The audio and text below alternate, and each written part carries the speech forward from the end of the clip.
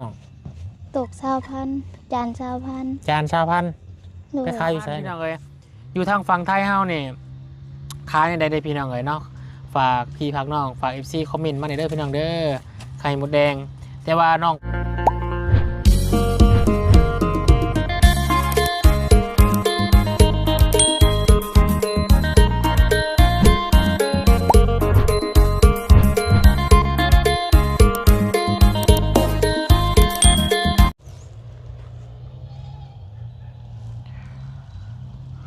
พี่น้องเอ้ยเนาะเปิดคลิปเปิดภาพออกมาก็เป็นภาพบรรยากาศอยู่เทียงหน้าพี่น้องเอ้ยเนาะอยู่ให้อยู่หน้าเฮือนบ่อ้าวเฮือนมีแต่เฮือนแบบนี้เนาะพี่น้องเอ้ยไปบ้านน้องน้อยก็เป็นเฮือนแบบนี้มาหาน้องขวัญเป็นเฮือนแบบนี้พี่น้องเอ้ยโอ้ยกำลังว่าสิไวไปหาน้องลอยแล้วก็น้องลีพี่น้องเลยเนาะที่วนแวะไปหาแจงข่าวดีพนวันนี่ว่าสิมาเยี่ยมมายามมาเป็นกำลังใจอีกมื้อนึ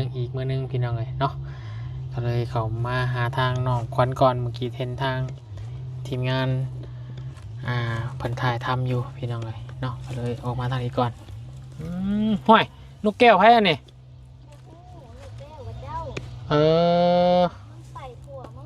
มันไปตัวทีบเนาะมันหลักกินไข่มดแดงเจ้าประจักนี่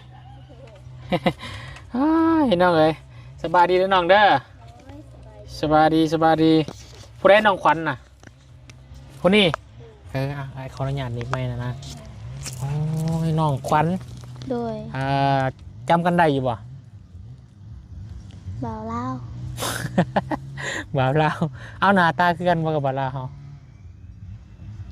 คืออยู่คือบ่แม่นบ่หรือว่าบ่แม่นบ่แม่นบ่าวลาวบ่ฮู้ชื่อ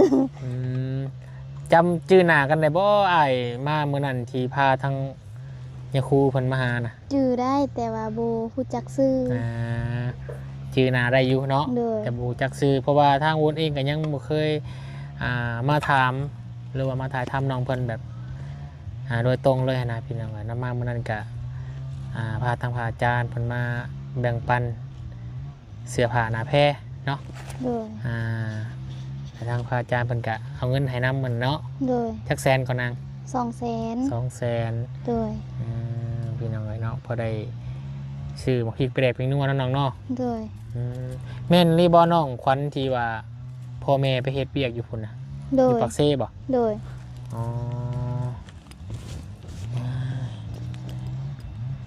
อยู่ปากเซ่โดยแม่นแถวเมืองนี่ก็ปากซองแดนหนาวบ่โดย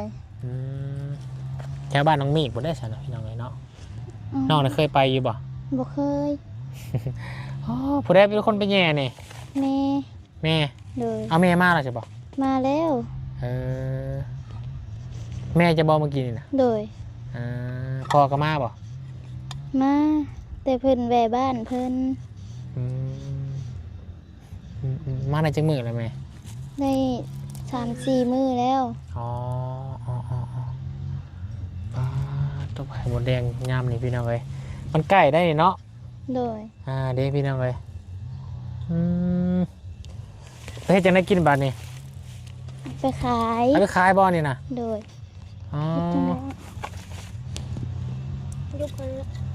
น้องวันนั้นไปขายพี่น้องเลยขายได้นี่น้องตก20,000จาน20,000ไปขายอยู่ไสนี่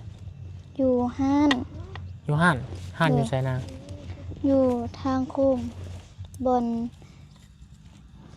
ทางโค้งผู้บ่โดยบอนเขาไปขายลายนะบ่ทางผู้ในบ้านนี่โดยใช้20,000ซ้ำใดนั่งเบิ่ง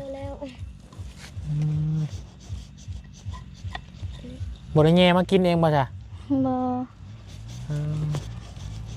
เอามาขายเนาะเลยจาน20,000โดยได้2 จานโดยพอดี40,000โดยหน่อยโอ้ตัวใช้บุญลงน้ำเนี่ย ปีนี้ยังบ่ได้กินเลยได้บุญก็ได้พี่น้องเอ้ยยังบ่ได้กินเลยไข่มดแดงก็ได้อึบ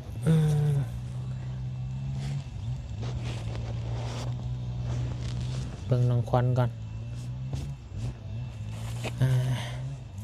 ใส่เบิ่งน้ำแน่ไข่มดแดงขึ้นกกโพกกว่าไปหาแย่ไข่มดแดงไงแหละเนาะเพลงมันแต่งมากครับพี่น้องเอ้ยมันอยู่แต่ในกกโพกกว่าบ่นี่ อยู่กกไม้หยังก็อยู่ ก็มันจิก โดย ไปเห็ดเพิ่นหวงไข่เพิ่นได้นี่เพิ่นมาคบเจ้าเนี่ย โดย กูเห็นน้ำลายแตกเลยพี่น้องเลยนี่เนาะอันนี้เพิ่นเอื้อนว่า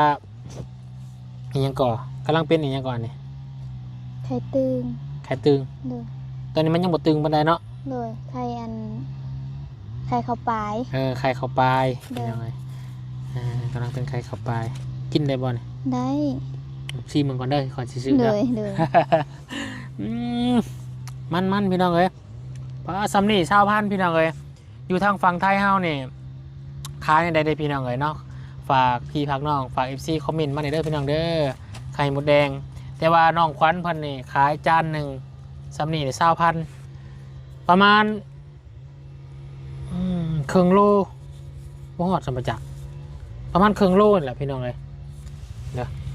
2 อันบ่ฮอดก็เกือบฮอดแหละโลนึงนี่ โดย เนาะ โดย น้องเคยติดอยู่บ่เคยสั่งอยู่บ่ เคยขายเป็นโลอยู่ โลนึงเท่าไหร่ แบบตอนนั้นมันปีซื้อนี่มันแพงดูอะไรกะโลหนึ่งใช่โลละ120,000บ่ โลแสนเช้า โดย ประมาณ200 บาทเนาะ โดย อันนี้20,000เลยพี่น้องเลยนี่เดี๋ยวฝากพี่น้องคอมเมนต์มาบอกกันเรื่องเนาะทางมุกดาหารเฮาทางฝั่งไทยเพิ่นขายหากวันนี้ยินว่าแพงอยู่ได้ไข่มดแดงนี่อาหารสันสูงพี่น้องเลย เลยสั้นสูงแถมเจ็บพร้อม สูงพร้อมเจ็บพร้อมเนี่ย เลย เห็นบ่ จะกินกระแซบ ทั้งกินทั้งเจ็บทั้งแสบทั้งเจ็บได้นี่ เลย หากบาวุ่นรอน้ำแคมทางมาเนี่ยยังมีไผขายอยู่เนาะ ยัง เพราะว่าช่วงเป็นใหม่เนี่ยอาจจะแพงอยู่เนาะแต่น้องคือขายถึกอะ กะบ่ฮู้ว่าขายแพงกะย่านกะเจ้าบ่ซื้อ 2 จานนี่บาบุญขอเด้อ เลย ขอซื้อหรือมันขออะไร เลย ดีซื้อซอยเนาะบัดมือได้ซ้ำนี่ เลย ถือว่ายังหายากอยู่ได้สัตว์พี่น้องเลยจังว่าแถวเขตมงโค้งก่อนแถวเขตบานนาแพทเขาขายแพงกว่านี้ประจักษ์ บ่ฮู้น่าสิแพงอยู่ประมาณ30-40พุ่นแหละขาย แบบเนาะ โดย ก้อยเนาะ โดย ก้อยหรือว่าเอาไปแกงใส่ปลาคอแซ่บมีน้องมีปลาปะ มี ชื่อข้าวหมูแดงแทนปลาไปยังจ้ะ ถ้าอายลงเอาเองเด้ มีบ่ปลา มี โอ้ยมีแฮบ่จ้ะ มี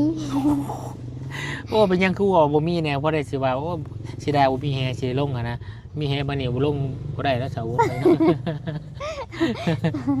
ะ โอ้ยเพิ่นเคยตึกขึ้นมากินอยู่บ่ปลายน้อง เคยแต่ว่าน้องบ่ได้ตึกเด้น้องตึกบ่เป็น พาเจอตึก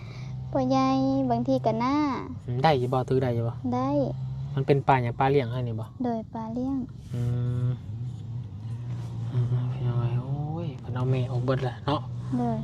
กำลังเป็นเขาปลายก็มีตึงยังบ่ร้ายปานใดหากวุ่นจนร้ายมากเป็นแบบนี้เขาปลายแบบนี้แหละผมมักกินไข่แบบนี้นะพี่น้องกินแบบนี้อ๋อได้อาหารแรงแล้วสะข่อยบัดเนี่ยชิมก่อนเด้อ โดย มาแซ่บบ่เอาเนาะ โดย น้องขวัญพี่น้องเลยเนาะกะเขาวงขออนุญาตเด้ออ้ายซื้อบาบุญสารวัตร โดย บาบุญสารวัตรทีมงานกับเบาลีเบาทุกคนนั่นแหละที่มานี่เนาะ โดย ได้เห็นที่ในทีมงานได้เห็นเบิดแล้วบ่ ครบหรือเปล่าจะมันจะคนล่ะมาทาน้องนี่ บ่จื้อ บ่จือ เลย สัมประมาณจะคนล่ะคิดว่า ประมาณ10ปลายนี่ สบาย เลย จือเบายังเนี่ย ก็บ่ค่อยจื้อชื่อเพิ่นปานใด เพิ่มบ่ได้บอกบ่สิมาเนี่ย บอกแต่ก็บ่จื้อแบบหลายคนแฮง ผู้รอๆหน่อยไผซะ ลุงหนวด ห่านโอ้มันลุงหนวดมันจือคนกี่หลาย ก็บอกก็เพิ่นบอกว่าซื้อลุงหนวดเนาะ ฮักแล้วออกไปเมื่อกี้นี่บ่รัวแล้วไปถ่ายแตะดนล่ะลุ เพิ่ ง น หนวด มาก็สิเข้ามานี่ เข้ามานี่ เลย ถ่ายน้องจักเทื่อล่ะ มื้อนี้นะ อืม ยังบ่ทันได้ถ่าย แสดงว่าเป็นคนจือง่ายแล้วลุงหนวดเนาะ เลย เพราะว่าบุญมาเมื่อนั้นงากับพระอาจารย์กับมากับยังบ่ได้แนะนำให้น้องเพิ่นฮู้ดอกเป็นน้องเอ้ยนำมากับพระอาจารย์เพิ่นเอาเครื่องเอาของเสื้อผ้าหน้าแพรให้หลายเติบอยู่เนาะพระองค์พระแพรเนาะ โดย คือว่าเป็นบุญเป็นกุศลที่ว่าทางพระอาจารย์เพิ่นมาฮอดจอดเทิงหนองควันพี่น้องเอ้ยเนาะแต่ละมื้อก็หานี่แหละเนาะ โดย ให้หมูแดงขาย โดย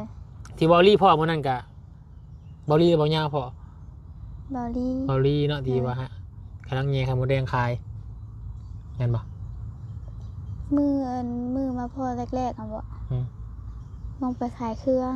บอลี่ บอลลี่เนาะ โดยกับลุงเฮิม อืมอืมน้องขวัญไข่มดแดงใส่ยาดีพี่น้อย เลย ไม่มากเนาะ3 มื้อเนาะ โดย อืมดูสิขายกาแฟได้เงินมาหลายเด้เนาะ เพิ่นว่าทั้งค่ากินค่าอยู่ค่าจ้างรถมากอะในเหลือเงิน5 ล้าน อืมได้เงิน5 ล้าน โดย ผลไปจะเดือนแหละ เดือนปลาย เดือนไป คุณแม่เจ้าก็ยังหนุ่มอยู่เนาะ โดย ลูกหนวดเฒ่ากว่าอีกลูกหนวดเบิ่งแม่น้องควันยังหนุ่มอยู่เนาะยังเจ้ายังเฒ่ากว่าเนาะ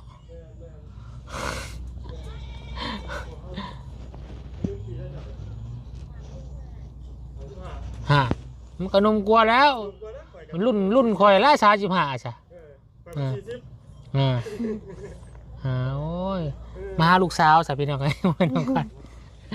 จักปีละเจ้า 17 โดย ห่านแต่ซ้ำลูกสาวแล้วคอย34ห่าง ส ครึ่ง บาย หนึ่ง ดี สบายดีเด้อพี่น้องเด้อสบายดีพี่น้องบ่ทุกคน ใส่กระเบนนี่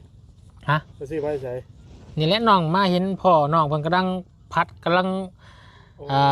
ดึงหมูแดงออกจากกระต้นกระโตอยู่ก็เลยมาเบิ่งลูกเอาแน่เบิ่งมันแต่ไกลน้องเพิ่นยังเด้เนาะกระมงอยู่ โดย ไข่กำลังตึง สบายดีน้องขวัญนึงเด้ สบายดี เพิ่นกำลังจะเอาไปขาย หมดแดงที่ตีเจ้าเลยปุ๊ เอ๊ะ ใส่คอเจ้าเลยเรียบร้อยแล้วผม อย่าละดอก ยาแล้ว มานั่งบอลเพิ่นเด้บนอื่นมีบ่นั่งมานั่งนี่ ขักกระดีนี่ เพิ่นว่าให้คอยว่าซื้อไข่มดแดงแถมปลาบ่ว่าปลายน้องมีบ่มีแล้วว่ะแต่อายหนูตึกเองได้แล้วว่ะหนวดมากหนวดใส่แล้ว พอหยอกพี่น้องไอ้เนาะว่าให้น้องเพิ่นกินซะเนาะไอ้ฮอนยังแรงในบกบ่ โบโบ สบายดี สบายดีหนวด สารวัตรอันนี้หน่วยมาเบิ่งทั้งแม่ไปเด้อ เด้อ จะคุยกัน เจ้ามาอุ่นก็ยังบ่ได้ไปทำความรู้จักแม่เราอยู่น้องขวัญกันเลยพี่น้องเอ้ยเนาะเอายินดีที่ได้รู้จักน้องขวัญเด้อ โดย 17 ปีเนาะ โดย ยังทันได้มีผู้บ่าวผู้แพ้วติ ยังอยู่ ยังอยู่เนาะ โดย ดีแล้วพี่น้องน้อยเฮาอายุยังถือว่ายังน้อยอยู่ได้เนาะ17 ปี โดย แถวเขตบ้านน้องนี่เพิ่นเอาผัวเมียจักปี น้องน้อยอายุ16 ปีเพิ่นเอาผัวแล้ว น้องน้อย ได้ลูกหนึ่งแล้ว ชวนร้านนี่ประมาณซ้ำนี่บ่เขาเอาผัว โดย ซ้ำน้องนี่ โดยหมู่รุ่นเดียวกันก็เอาผัวเอาลูกเอาผัวหมดแล้ว เอาผัวไปเลย โดย โทษพี่น้องเลยบางคนก็กลุ่มแน่บางคนก็เลิกลากันไปก็มี โดย น้องคนยังมีเงินอยู่เนาะ โดย น้องหาผัวแล้วมาเฮ็ดจังได ไปเด้สิเอา เอาในใจกะทางบุญเองก็บ่อยากแนะนำปานใดเนาะก็ให้หาเงินหาคำก่อนเนาะให้มีอายุหลายกว่านี้ก่อนซะเนาะ โดย เรื่อง เนื้อคู่เนาะเขาก็ใส่หาชีวิตหรือว่าหาประสบการณ์มันต้องได้หลายก่อนเนาะ เลย จะหน่อยเอาฝ้าเอาแล้วกับคือแล้วมันบุกกลุ่มกันกับเลิกป้ายาห่างกันคือเก้าหนะเนาะ เลย มันก็แล้วแต่บางครูหรอว่าพี่น้องเลยเนาะอันนี้เขาก็เคยเห็นมากับลาอยู่ได้ เอาผัวเมียแต่น้อยแล้วก็เลิกลากันไปนี่ลายโมได้เอากินดีกว่าเฮ้ยได้เมื่อฟ้าเป็นตุ้ยยายชื่อซอยเด้อ เลย อันนี้หาทงเสร็จเลย เอา มี มี บ่ถุง มี ซองเท่าไร40,000เนาะ เลย โอ้ยเอาขึ้นเอาธงยางมาให้แน่2 ธงเด้อ สื่อเมื่อฝากครอบครัวก่อนมากิน เจ้ามาก่อนจะมาหอดมือไหน งามงามสื่อหมูแดงกำลังเชียร์ไปขายแมนเบอร์เอ้ย จะซื้อแล้วบ่น่ะ สื่อละ จานเท่าไหร่น่ะ ฮะ จาน เศร้าพัน จานเศร้า โดย ไข่ใหญ่แล้วข่อยซื้อเมื่อนั้นน้ำนองซาดยัง ยังเป็นข้าวปลายอยู่ ยังเป็นอันนี้น้อยแต่ว่าบุญ เลย เลย เป็นน้อยนี่แหละ อันนี้โอ อันนี้ เค ไข่ อยู่ ใหญ่แล้วพี่น้อง เอาไว้เนี่ยก็ก้อยเนาะก้อยไข่หมูแดง เรื่องใส่ไม่ต้องซอยเนี่ย มักนั่นมาบุญ ฮะ แกง แกงบ่ก้อยมันจะคั้นคอเนาะมันหมดสุกเดี๋ยวเอาแกงใส่ปลาบอหรือว่าใส่ผักหวานเนาะ ผักหวาน ผักหวาน เห็ด เอาวาง ใส่หมกป่าก็ได้ ดอกคุณนะว่าบุญ ใส่ปลาแล้วจะทำให้น้องควันเพิ่นอันนี้ให้กินอยู่พี่น้องเลยถึกปลาให้กินอยู่ ติดตาบ่เป็น ถือว่าปล่อยทุกปีป่ะ เลย ปีหนึ่งยักทงปล่อย ปีละ5 ธงแบบ อ่า ปล่อยแล้วแม่ใหญ่น้องไม่ใหญ่เพิ่นกับปล่อยคือกัน เด็กกินได้บุญคือบุญนะเห็นแต่ บ่เห็น จังเจ้า บ่เห็นบ่เห็นในนาคอยป่ะ ว่า โอ้มันต้องใส่เทคนิคได้ขาตากล่องก่อนเนาะเอาเงินให้น้องคนก่อนพี่น้องเลยเดี๋ยววันให้50,000เด้อ เด้อ บ่ต้องคอนกระยา10,000ไว้10 บาทเติมเงิน โดย เบิ่งคลิปอ้าย เขาไปเบิ่งคลิปอยู่ว่าทีมงานถ่ายน้อง เขาเบิ่งอยู่ เป็นยังไงก็คอมเมนต์เห็นซีอ่านหนังสือเป็นอยู่ป่ะ อ่านบ่เป็น เอ้าได้ชิ เบิ่ง บู แต่ จ้ะ น้ำแม่เขาเบิ่งเขาก็เบิ่งน้ำเพิ่น โทรศัพท์น้องโมนี่มานะ มีแต่ อ่า บ่ฮู้จักว่าสิพิมพ์เขาเบิ่งแนวใด แต่แม่อ่านเป็นเนาะ ด้วย บริเฮียนเลยบ่ เรียนแต่ห้องป .3 แล้วก็ออก ปสามยังอ่านบ่เป็นอยู่ ยัง ยังไงเนาะน้องขวัญนี่แหละเนาะการลำบากอยู่ถ้าว่าเฮาบริเฮียนมันอ่านหนังสือเป็นแบบนี้หลายพี่น้องเลยเนาะเพื่ออยากคู่อยากเขียนเพิ่นเขียนหยังคือชั่วโมงนี้ก็เป็นโลกโซเชียลเนาะจุดนี้ก็อยากอ่านอยากคอมเมนต์อยากเขียนกับบ่เป็นเนาะ ด้วย เฮ็ดจังได๋สบันแชทลมเบาๆแผ่วบาน ครับ พอเอาเนาะ ด้วยว่าเอา อันนี้เนี่ยแม่นเฮือนกับเถียงบ่อยู่นำกัน ด้วย นอนนำกันจักคนก่อนเนาะ หันมาคบกับนอนหาคน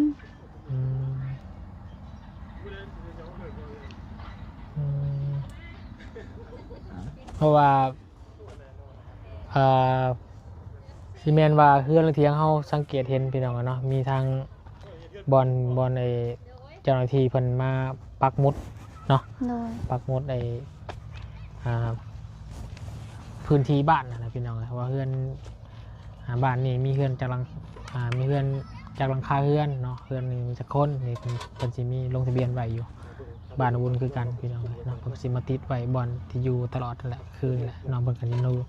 เที่ยงหน้าแบบนี้แหละเนาะ ด้วย ไปบ่ได้หลังคากันเนาะ ด้วย ไป หมดแล้ว อันน่ะเสาเฮือนบ่น่ะ ด้วย เสาปูนจักเสาหน่อย 15 15เสา โดย ไปย่างเบิ่งไปโอ้ยพี่น้องย่ำได้สิปลุกเพิ่นลุกเนาะนอนมาจากปีแหละเสานี่ 2 ปีปลาย 2 ปีปลายแหละปลุกเพิ่นลุกใช่ไหม มีเงินมีคำให้ าวเพื่อนสาวซ่ามันธรรมดาเลยพี่น้องเนาะปลุกลุกก็ต้องใส่เงิน 2 ปีปลายแล้วเนาะ โดย 2 4 6 8 10 12 15 ต้น15 ต้นที่พ่อแม่แล้วซื้อไปให้เนาะ โดย พี่น้องเลยนะ2 ปีละคนไปหาเงินมาได้ก็ซื้อเสาไว้เนาะ โดย ไว้ให้สร้างขึ้นหอให้กับน้องขวัญ ดินอยู่บ้านบริมีบ่ บ่มี อันนี้ขึ้นบ้านบ้านนาคำใต้เนาะ โดย มีเจ้าหลังคาเรือนเนาะ มี70ปลาย คือในแล้วแคมทางเลยเนาะ โดย เพราะว่ามันก็อยู่นี่ก็ซ้ำบ้านแหละพี่น้องใกล้กันเนาะไปงานหน้าดินบ้าน โดย นี่มันเป็นเดินชานนอกเนาะ โดย เดินให้เดินหน้าพี่น้องเลยถ้าว่าปลูกเพื่อนปลูกซ่านกันปลูกอยู่นี้เนาะ โดย ดีใจแล้วบัตรน้าเมย์มาหาแล้วเนาะ โดยดี เมื่อ ใจ กี้เห็นในคลิปโอ้ยคือว่าให้น้ำตาตกอยู่พี่น้องเลยเนาะจนกินฮอดพอกินฮอดแม่ โดย พอแม่ก็มาคนยืนยังจะไปอีกบ่ ยังบ่ฮู้นำเพิ่น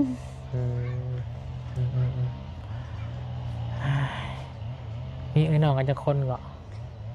เนาะมี3คน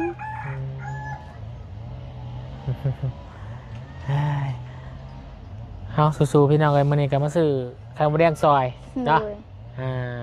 เมื่อไหร่มาได้เขามาเรียนน้ำอีกข้าวหมูแดงไว้ลายรถเด้อ โดย พอได้ขายไว้ให้ทีมงานไผมากกับขายให้รถ โดย พอต้องไปนั่งขายอยู่นั่นเนาะเคยมีบอกไปหาขายแคมทางเนี่ยมันขายบ่ได้มีบ่ มี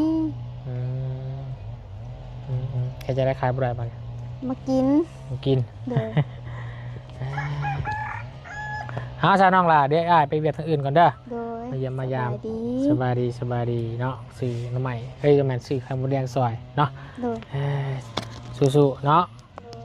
17 ปีแบบคือยังตัวน้อยหนึง บ่ฮู้คือกัน ลูกกกบ่เจ้านี่ โดย ผู้นั้นน้องเจ้าซื้อยังก็ คืออ้อ น้องอ้อ โดย น้องอ้อน้องขวัญคือน้องอะไร โดย หาชาวโอเคเด้อระบาไปเบียดทางอื่นก่อนเด้อสบายดีสบายดีพี่น้องไอ้น้องขวัญใช้ราคาหมูแดงข่อย เฮ้ยคนลืมได้ เรื่องเคยจะเอาได้แล้ว บ่ได้ได้วันหัวเลย เอาอยู่ ไปแกงกินใส่ผักหวานเนาะ มีมาประมาณ จังหวะนะฮะเลาะซื้อน้ำทางอยู่มีบ่ วานนี่เขตนี่อย่างยากเลย เนาะ มันขึ้นอยู่เป็นจุดใหญ่ ม มันคือเขตทั้งอันที่ปูน นั่นละ ผักหวานมันจะมักอยู่ตามโคกเลย นั่น แต่บ้านเฮายังบ่มีเห็นว่าบ้านเฮา ต้องเบิ่งไปหาเลาะเบิ่งก่อนผมมีกับบ่ใส่แล้ว เคยยังก็รับไปเลยละติ เนาะโอ้ เหมือนกัน ปีแรกทงแรกหรือว่าซื้อไว้ไงครั้งแรกในปีนี้นะ อ๋อประเดิมเลย ประเดิมเลย กิน ไปกินไปซื้อไปน้ำน้องซ่าไปให้ทั้งน้องน้อยคนแกง อืม ลงอาทิตย์ที่แล้วนี่แหละ เขาจะไข่มันน้อยคือบ่อนเนี่ยมันบ่ได้ใหญ่สิ ได้เลย นี่สิว่าใหญ่เด้อ โอเคลุงหนวดเด้อเดี๋ยวไปหาน้องลอยก่อนเดี๋ยวจะออกมาแล้วบ่หาน้องลอย มาแล้ว เออ บอกว่านี่ทั้งวาเวียดจ้ะ โอเคลุงหนวดเด้อสบายดีสบายดีกลับก่อนเด้อแม่เด้อมาทำความรู้จักแม่น้องขวัญก่อนแป๊บหนึ่งพี่น้องเลยสบายดีเด้อฮักก็เห็นตัวจริงเนาะยังหนุ่มตัวนี่โอ้หน้าตาคือกันคือแม่ใช้เฉพาะปริมาณนั้นป่ะ โอ้ยยังกันมาฮอด เพิ่นอยู่บ้านไหนพอ บ้านน้องขยู น้องขยุงอายุ35บ่เจ้าน่ะเป็นเอื้อยเขาปีนึงเนาะลูก3 คนเนาะบ่ได้ไปอีกว่าปากเซบ่ได้ หน้า เพราะว่ามันเก็บแล้วเนาะปีหน้าไปใหม่เพิ่นขายโลเท่าไหร่ฮู้อยู่บ่ โลบางทีก็โล33 21 โล23,000 21,000ประมาณนั้นเนาะอันนี้กาแฟแห้งบ่เปียก กาแฟแบบพระเจ้าอันท้ายบ้านเก็บแล้วมาขายให้หัวหน้า อื เป็น ม หัวหน้า อยู่ปากซอยแล้วบ่มี แต่ว่าเพิ่นรับซื้อนะคุณอารับซื้อนะโล21-23,000เนาะบ่ได้ไปหลายบาทนี่เนาะยืมรุมเต้าบาทนี่พี่นาพุ่นแล้วเนาะ หาก็เลย หาเนี่ยไข่มดแดงขายบัดนี้ หาต้องมาเบิ่ง เพราะมันครบแดงเบิดเนาะใกล้บ่ไปเลาะนี่ ไกลแท้แล้วไปเที่ยวใกล้นี่ก็บ่มี ไปเบิดมื้อพี่น้องเนาะมาขายซอยซื้อเพิ่นพี่น้องเอ้ยมื้อหน้าเห็นได้ซื้อซอยอีกเด้อ โดย ไปหาเวียกไปเวียกอื่นกันเด้อ สบาย สบายดีพี่น้องเลยเนาะไปโอเคพี่น้องเลยเนาะเดี๋ยวบุญก็เดินทางไปเวียกไปงานทางอื่นก่อนไปหาทางน้องร้อยก่อนพอดีทางเบาลีก็มาแล้วพี่น้องเลยเนาะเอาฝากเป็นกำลังใจอีกครอบครัวหนึ่งเนาะน้องขวัญพี่น้องเลยเนาะโอ้ใหม่ไม่เต็มงามใหม่เนาะโอ้